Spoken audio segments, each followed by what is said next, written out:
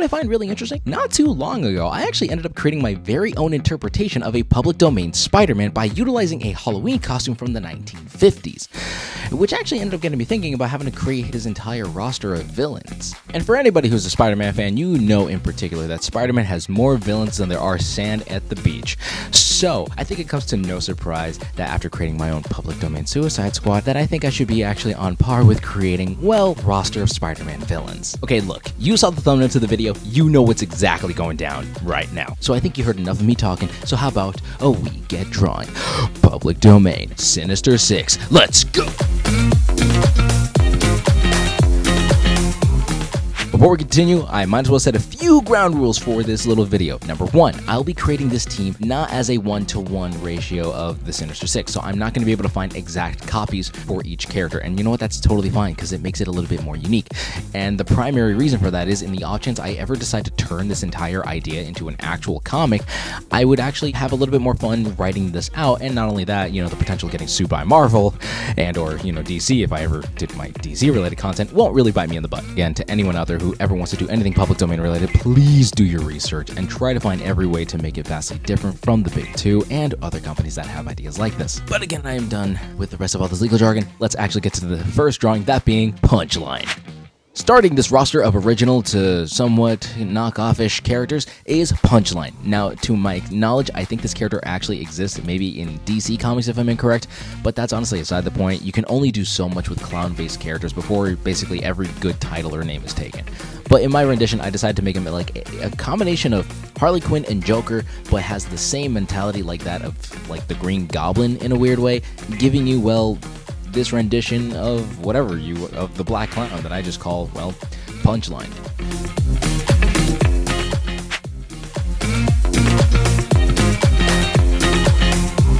And in replacing Mysterio and making it more of a mastermind, a genius-like intellect type situation, I decided to use the Brain. And the original costume was flat out weird by every metric, so I decided to actually amp it up a little bit and make it look more like, again, Tokusatsu-esque kind of vibe, like making it look like it came out of a cheesy Power Rangers kind of show.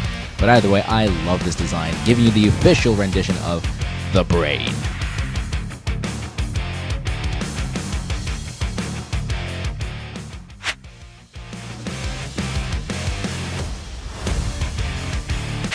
Up next, we have the Ghost, and my rendition of this character, he is actually a highly trained assassin, and all the victims and those who even survive, you know, his assassination attempts would say it's like they saw a ghost nearby when this attack happened.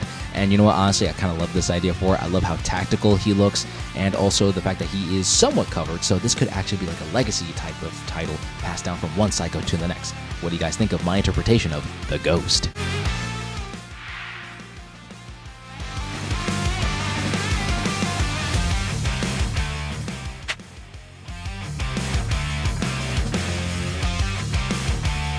One of my favorite designs as of this point of the video is Black Thorn. Originally, he had this gun that was able to dehydrate someone, putting them in a mummified state, but instead, I decided to give him whips as his preferred weapon because, again, the thought process of thorns, like roses and their stems and how they're covered in thorns, kind of like that vibe. I love like that idea for this kind of character, and I think it very much fits well. And not only that, his suit is definitely an upgrade from how he was portrayed in the 40s.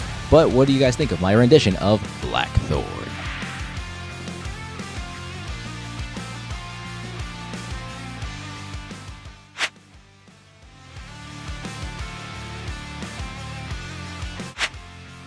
So to replace the Lizard from my Sinister 6, I decided to use the Riverman, which I'm actually going to rename as the Shark. And I really just love this design because, I wanted to make it a little bit different. Like I said, I didn't want this to be an exact 1-to-1 of the Sinister Six, so I just love the idea that maybe there's just some aggressive sailor out there, you know, who ended up getting bitten by a radioactive shark, and now he just looks like this, you know, menacing Sharkman thing, just rampaging around. So what do you guys think of my rendition of this character that I call the Shark?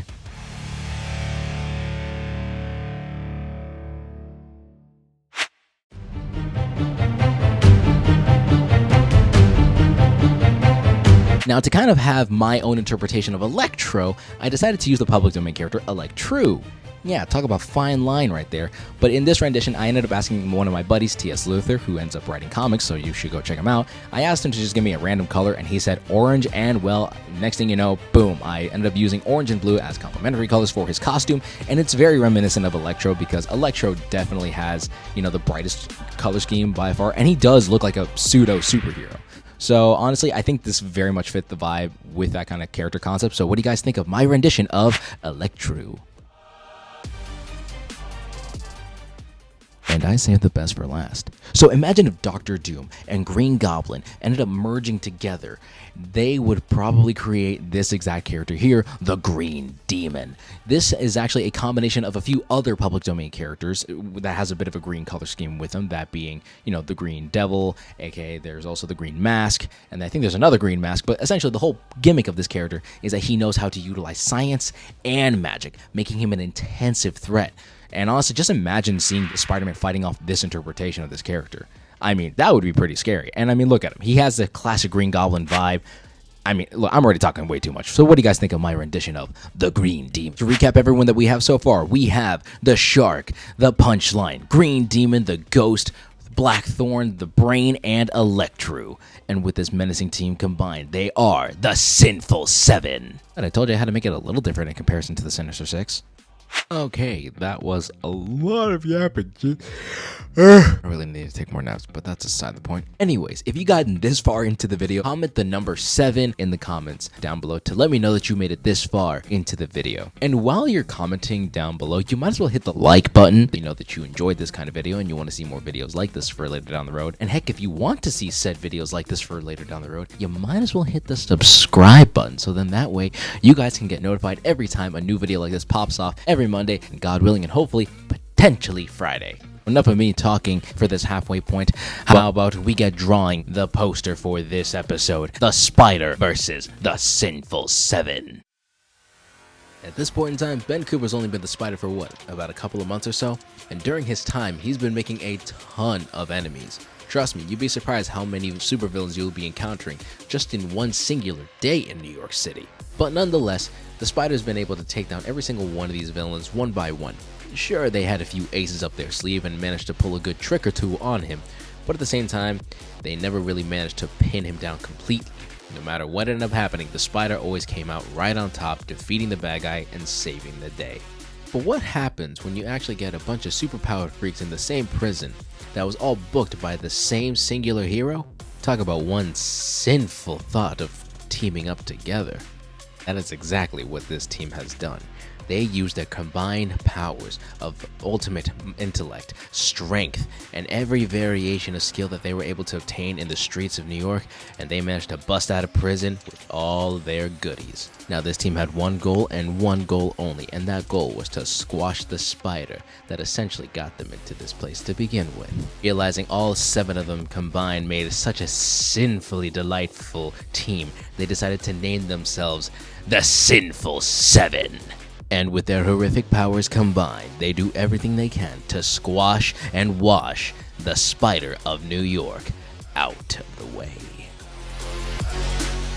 Alright, some fun little tidbits here and there. So first of all, put a W in the chat for my fiance, who actually ended up helping me come up with the composition of how I should put this entire thing together. So thank you, my love, for actually helping me out, get the whole thing comprised and stuff like that. Another big thank you to my good friend Mr. Fish, who actually helped me with the whole concept of creating a lot of pre-made brushes for making buildings, the weapons that I actually used for this particular video, where you kind of see me create the gun for the Ghost, as well as the trident type thing for the Green Demon. And not only that, I also want to thank my good friend T.S. Luther, who ended up helping me out, just choose the color for my Electro knockoff design over here. So again, I just wanted to thank every single one of them for helping partake in somehow, contributing to making this poster an official design. And I just gotta say, I love this design. I love the composite. I just love this cover in general. If this was an actual comic book, I would be freaking out. I would love to see what happens inside of it. But anyways, that's enough of me yapping, and I will let you enjoy the rest of the speed art.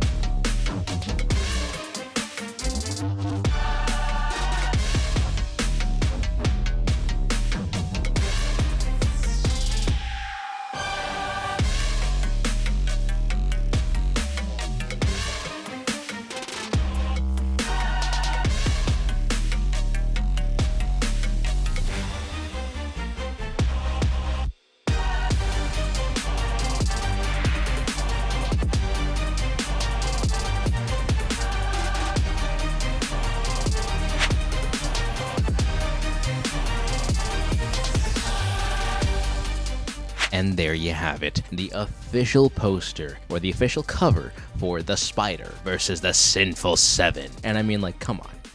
Guys, I gotta admit, listen, I've been loving these covers so far, but I think out of all the covers I've done for any of the public domain heroes, the Spider's been getting a lot of treatment, and I can see why. This one especially looks fan-freaking-tastic, and I love this I just love the way this looks, straight up. I love the way this looks, but you know what? What do you guys think? Let me know in the comments down below. Look, I can just gush on about this entire art piece and how it all went on, but I am very exhausted, and this video is practically going to be late on delay because I promised this video would be out by 4, and it's most likely going to be out by like 4:30 or 5, so that's aside the point. And I think out of everything happening right now, I'm going to end the video here. Oh, to my fellow weirdos out there, stay awesome, stay weird, and always keep life to the easiest. Always remember that art inspires all, but you can inspire more. Alright guys, y'all have yourselves a lovely day, but never forget to stay ultra.